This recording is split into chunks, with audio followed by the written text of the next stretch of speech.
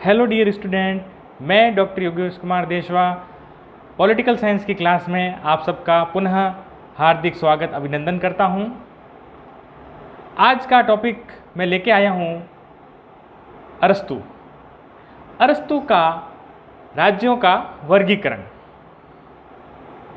जैसा कि मैंने पिछले वीडियो में बताया था आपको अरस्तू के जीवनी के बारे में, आज हम उसके राजनीति विज्ञान के पिता कहे जाने वाले वर्गीकरण पर चर्चा करते हैं। जी हाँ, ये वही वर्गीकरण है जिसके प्रतिपादन के फलस्वरूप अरस्तू को राजनीति विज्ञान का जनक, फादर ऑफ पॉलिटिकल साइंस कहा जाता है। जी हाँ, तो चलिए आज हम विस्तार से इसे समझते हैं।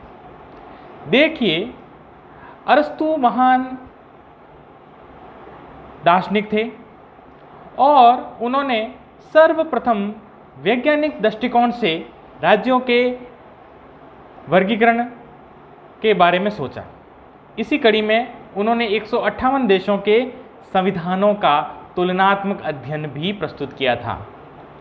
तो दार्शनिकों के काल के अंदर उन्हें वैज्ञानिक दृष्टिकोण के साथ में जो है राजनीति शास्त्र को राजनीति विज्ञान में बदल दिया।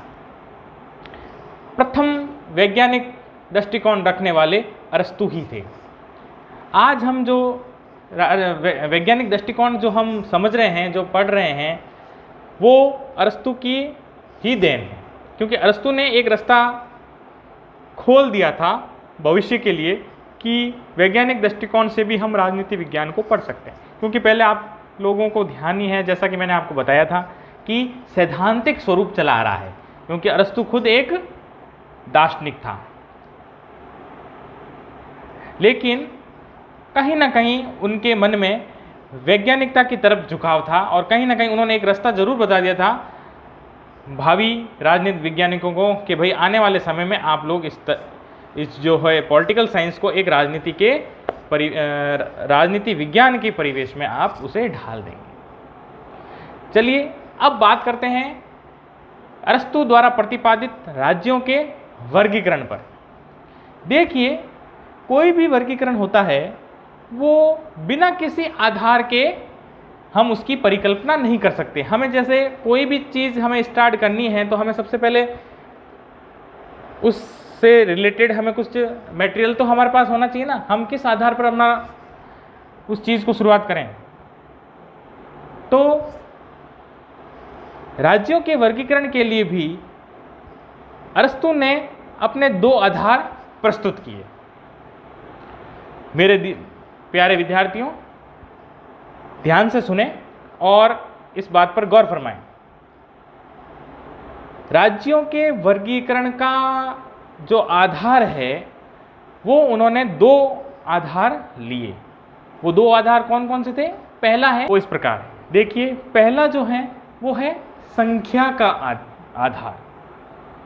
जी हाँ, और दूसरा जो है वो है नैतिकता का आधार।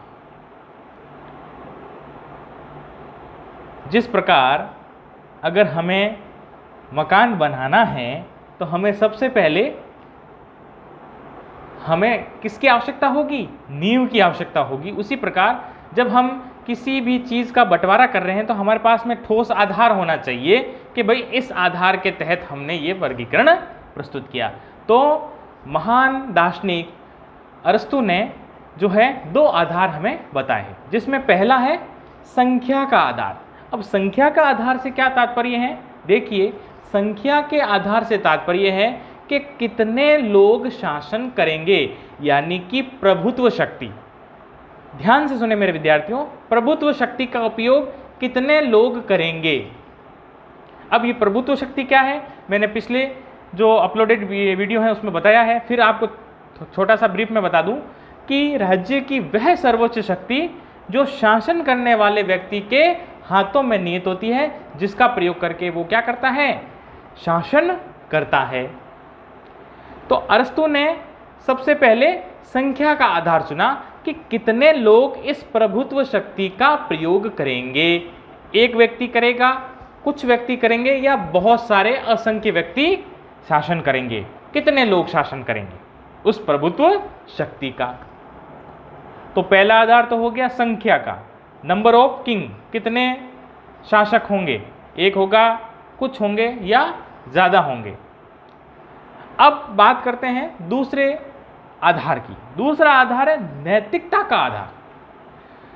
नैतिकता का आधार का मतलब है कि उस व्यक्ति के नैतिक मूल्य क्या है, उसका नैतिक चरित्र क्या है, वो किस परिवेश से शासन करना चाहता है, मतलब उसके शासन की क्या अभिलाषा है ना। तो शासन करने वाले व्यक्ति का उद्देश्य कैसा है, अच्छा उद्देश्य के साथ शासन करना चाहता है या बुरे उद्देश्य के साथ शासन करना चाहता है। तो यहाँ पर जो नैतिकता का आधार है वो यह दर्शाएगा कि जो व्यक्ति शासन करना चाह रहा है वो व्यक्ति जो है उसकी इंटरनली फीलिंग क्या है, वो क्या चाहता है दिल से, जनता की भलाई के लिए वो राजा बनना चाहता है या अपने निजी स्वार्थों के लिए शासन करना चाहता है। तो अरस्तु ने दो प्रकार के आधार दिए। पहला आधार उन्होंने बताया संख्या का, कि कितने लोग प्रभुत्व शक्ति का उपयोग करेंगे, एक व्यक्ति करेगा, दो करेगा, 10 करेंगे या 1000 करेंगे या असंख्य करेंगे। फिर उसके बाद में उन्होंने बताया कि जो व्यक्ति शासन करेगा उसकी नैतिकता क्या है, उसका उद्देश्य क्या है, वो सद्भावना से शासन करना चाहता है या दुर्भावना से शासन करना चाहता है, निजी स्वार्थों के लिए करना चाहता है। तो नैतिकता का आधार। चलिए अब इन दोनों आधारों से हम अरस्तु के वर्गीकरण का जो है समझते हैं। देखिए, एक तरफ एक टेबल के माध्यम से मैं बता दूं, एक तरफ आप समझिए नंबर ऑफ किंग, कितने लोग शासन कर रहे हैं। तो पहला आपका आ जाएगा भाई आधार, और आधार में भी कौन सा पहला, संख्या का आधार, ठीक है। अब संख्या का आधार, ठीक है, और इस तरफ आ जाएगा नैतिकता का आधार। एक तरफ संख्या का आधार, एक तरफ नैतिकता का आधार। अब नैतिकता को भी हमने दो भागों में डिवाइड कर देते हैं। तो नैतिकता के आधार के अंदर एक और हम उसमें जो है खंड बना लेते हैं, उसमें लिख लेते हैं भाई शासन का अच्छा स्वरूप या शासन का स्वाभाविक स्वरूप। अच्छी नैतिकता, अच्छे उद्देश्य के लिए आप शासन कर रहे हैं। तो नैतिकता के आधार में सबसे पहले अपन लिखते हैं शासन का शुद्ध रूप, स्वाभाविक रूप या अच्छा स्वरूप, और उसके दूसरे खंड में हम लिखते हैं शासन का अशुद्ध रूप, विकृत रूप या बुरा स्वरूप। ठीक है, समझ गए आप लोग।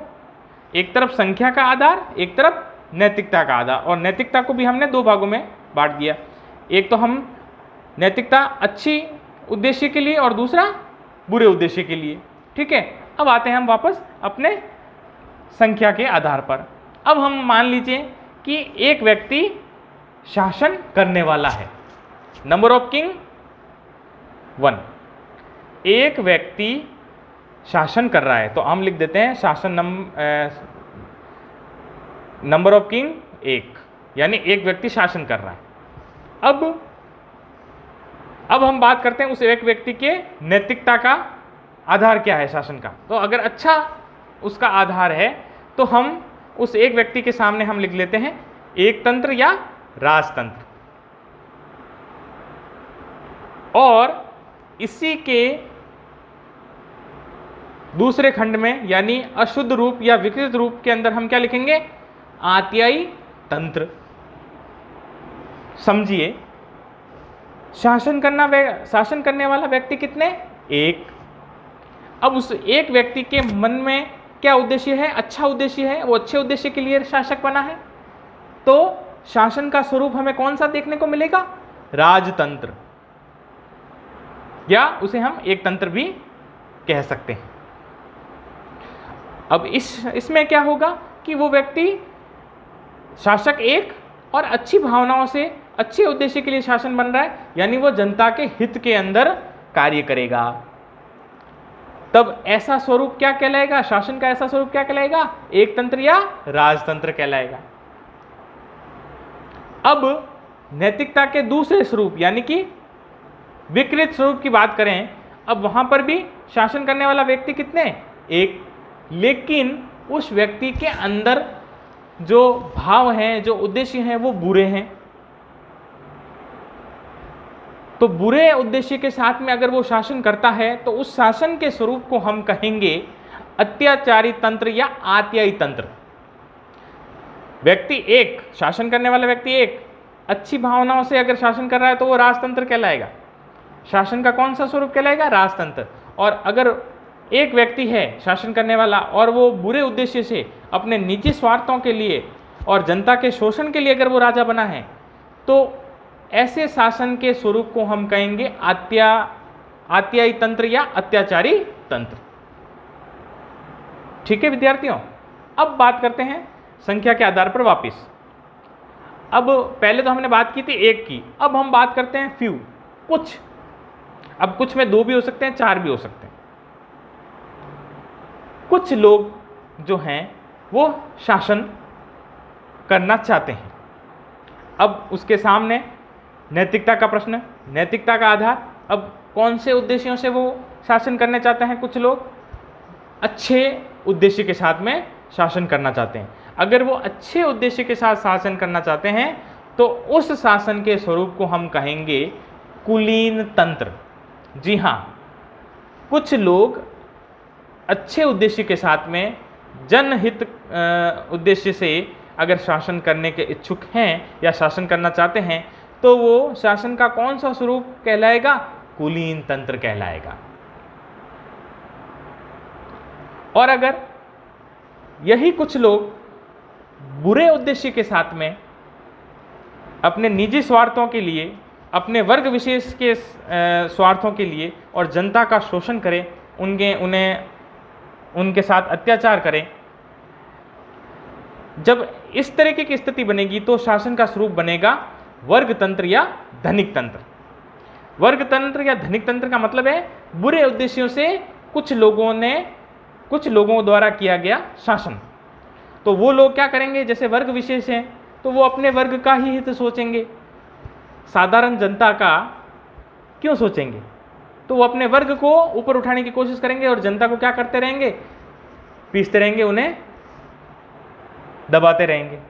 तो ये तो हो गया शासन का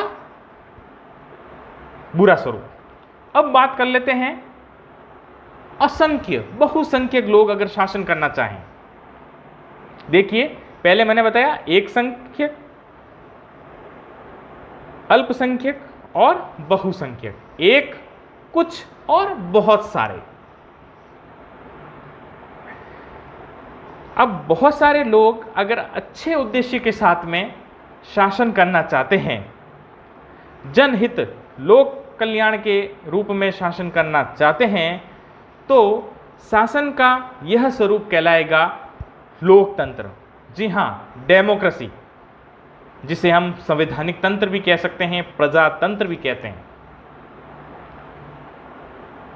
बहुत सारे लोग अगर अच्छे उद्देश्य के साथ में अगर शासन करना चाहते हैं तो शासन का यह स्वरूप संवैधानिक तंत्र या प्रजातंत्र या लोकतंत्र कहलाएगा। और अगर यही बहुसंख्यक लोग बुरे उद्देश्य से शासन करने के इच्छुक हैं या शासन करना चाहते हैं तो ये कौन सा शासन का स्वरूप तैयार करेंगे, भीड़ तंत्र। अब आप जानते हैं भीड़ तंत्र अनावश्यक, जिसकी कोई आवश्यकता नहीं, ये भी आ रहा है, वो भी आ रहा है, ये आ रहा है, वो आ रहा है, और शासन का जो है पूरा ही शासन नहीं, वो कुशासन हो जाएगा। तो भीड़ तंत्र ये क्या है, विकृत स्वरूप या बिगड़ा हुआ स्वरूप होगा। तो इस प्रकार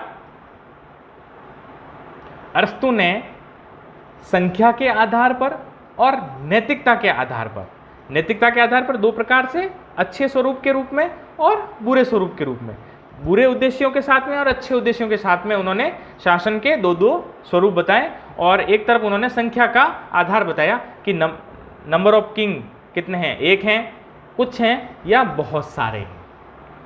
तो इस प्रकार ये जो राज्यों का इन्होंने क्लासिफिकेशन किया, बड़े ही सुंदर अर्थों में इन्होंने ये क्लासिफिकेशन किया, और इसी क्लासिफिकेशन, इसी वर्गीकरण के फलस्वरूप इन्हें हम फादर ऑफ पॉलिटिकल साइंस, राजनीति विज्ञान के पिता के रूप में जाने जाते हैं।